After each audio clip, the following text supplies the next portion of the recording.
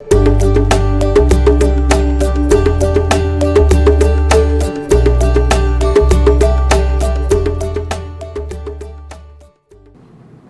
aluno, olá, aluna da Rede Municipal de Ensino. Eu sou o professor Wendel e hoje estou aqui juntamente com vocês para trazer a resolução das questões do seu caderno, do seu material de ensino religioso, certo? Então, me acompanhe nesse início de aula.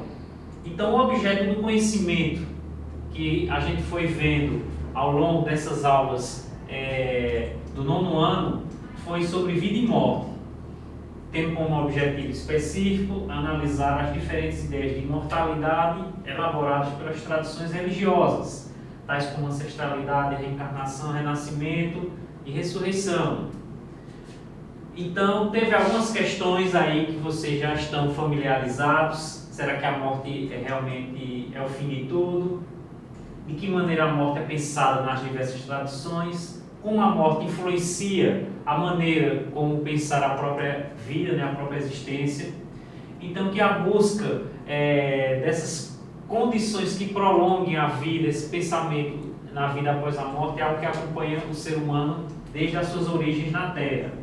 Que a morte tornou-se um tabu evitado aí em conversas no dia a dia e que as tradições religiosas possuem, cada um a seu modo, maneiras de expressar, de trazer essa linguagem de esperança para uma vida posterior. Então, a gente sempre pensando no seguinte, a morte como um processo que se inicia lá no momento em que nascemos, Então, ela se inicia desde o nascimento. Então, vamos para nossa aula de correção de atividades, certo? Então, para a atividade da aula 1, o que é que tem no material de vocês? Então, tem lá, no niilismo, lembram-se o que é niilismo? Aquela corrente de pensamento em que não acredita em uma vida após a morte, então apenas acredita-se no momento presente, na vida, na existência atual, não acredita em uma vida posterior, certo? Então, no niilismo, a superação das dificuldades, a busca do conhecimento e a prática do bem e da justiça são resultados do poder humano de fazer escolhas e assumir as próprias responsabilidades. Então, aqui, o próprio texto está trazendo aqui um esclarecimento do que vem a ser o niilismo, certo? Mas aí vem a questão 1. Elabore um pequeno texto onde você aponta algumas possíveis contribuições que o niilismo pode dar ao ser humano na atualidade, justificando suas observações. Aí você pode parar e perguntar, mas professor, eu não faço a mínima ideia de como eu iniciar esse texto. Não sei, não tem um norte.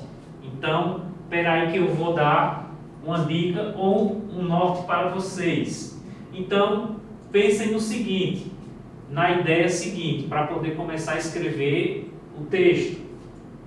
Como voltar a dar sentido à palavra humanismo ou como pensar as ações humanas diante de tantos conflitos entre nações e pessoas, mesmo havendo tantas tradições religiosas ou filosóficas que trazem ensinamentos visando o aperfeiçoamento espiritual, moral e ético humano. Então está aí uma sugestão para vocês. A partir dessa ideia você construir seu texto.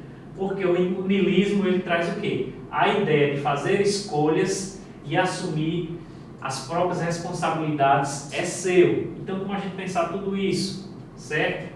É só uma ideia para vocês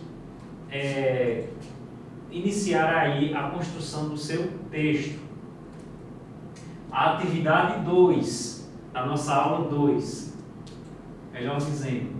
Então, a primeira questão, lá na atividade de vocês, da aula 2, diz o seguinte: na religiosidade africana, quais são os motivos que fazem os vivos invocarem seus ancestrais por meio de rituais religiosos? Então, você não vai encontrar essa resposta no texto que está no seu material. Então aqui vocês vão ter que fazer uma ampliação aí, uma pesquisa, uma ampliação de conhecimentos. Então, qual seria a resposta possível? Talvez vocês tenham encontrado e talvez não esteja igual à minha, não tem problema, desde que ela esteja dentro do mesmo sentido. Então quais são os motivos de invocação desses ancestrais? Para trazer os benefícios para seus parentes vivos, tais como saúde, vida longa, sorte, prosperidade e bons filhos. Temos aqui a fonte de onde eu apanhei essa informação, certo? A segunda questão, pesquise o mito original, Quarupi, que dá origem ao ritual da festa de Quarupi dos povos indígenas do Xingu. Depois responda, de acordo com o texto pesquisado, é possível afirmar que o ritual realizado entre os indígenas do Xingu legitima a escolha dos seus ancestrais? Justifique. Então, a festa, ela tem a sua narrativa, então você vai ter que ler um pouquinho qual é a narrativa dessa história para poder responder. Então, no próprio texto você vai ter essa resposta, que é a seguinte: possa ser que não esteja igual, você pesquisou uma fonte diferente da minha, mas o sentido é o mesmo. Então, o ritual legitima sim a escolha dos ancestrais, pelo fato de ser uma festa em que se é homenageado entes indígenas já falecidos, que tenham desempenhado papel de liderança ou por ser membro de determinada linhagem. A fonte, Wikipédia, certo? Então, o que é legítimo? Por exemplo, a escolha de um nome para um parente recém-nascido, ou a escolha de um líder, de uma liderança. Então, os indígenas, eles sempre consultam quem? Os seus ancestrais, para poder saber se eles aprovam ou não aquela liderança. Então, esses ancestrais que legitimam aquela escolha, ok? Vamos para a nossa atividade da aula 3. Então, quais novidades você descobriu com relação às crenças na imortalidade da alma? Então, essas são questões pessoais, mas eu vou estar aqui colocando como uma maneira de ilustrar tudo isso que a gente vem discutindo. Sua resposta não precisa ser igual à minha, certo? Nas mais diversas visões ou modos de compreender ou pensar sobre tal fenômeno. Então, essa seria mais ou menos a resposta. Então, que novidades aí você descobriu? Que existem aí vários modos de compreender ou pensar sobre o fenômeno da morte.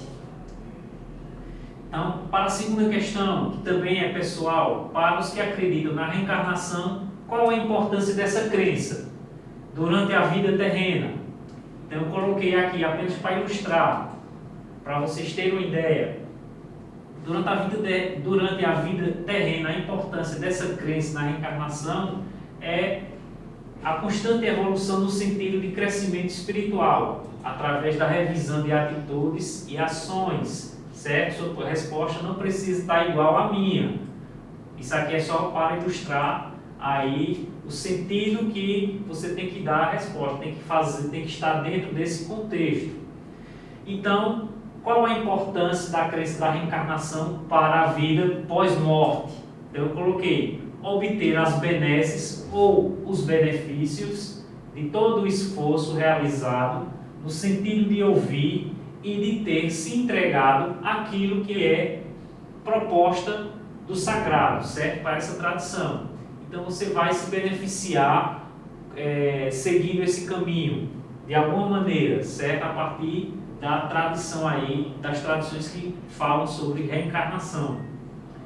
Então, na terceira questão, na sua família é cultivada alguma dessas crenças estudadas sobre a morte? Então, foram várias. Se você não lembra, então faça uma revisão das aulas anteriores ou consulte seu material.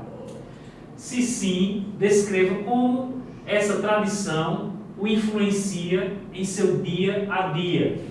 Então, infelizmente, eu não posso trazer uma resposta para essa questão. Então isso aí vai ficar sobre sua responsabilidade realizar essa pesquisa, certo? Esse levantamento de dados e colocar no seu material ou no seu caderno. Entendido? Então vamos para a atividade 4, da nossa quarta aula. Então, vocês lembram que a nossa quarta aula de ensino religioso para o 9º ano foi basicamente um trabalho de pesquisa para vocês encontrarem quais eram as respostas para algumas questões lá colocadas? Então, a gente já fez basicamente essa atividade, certo? Então, a nossa quarta aula foi tanto a aula como também o exercício. Então, finalizo aqui essa correção das atividades e espero vocês na próxima aula. Sou o professor Wendel, de Ensino Religioso, e até mais.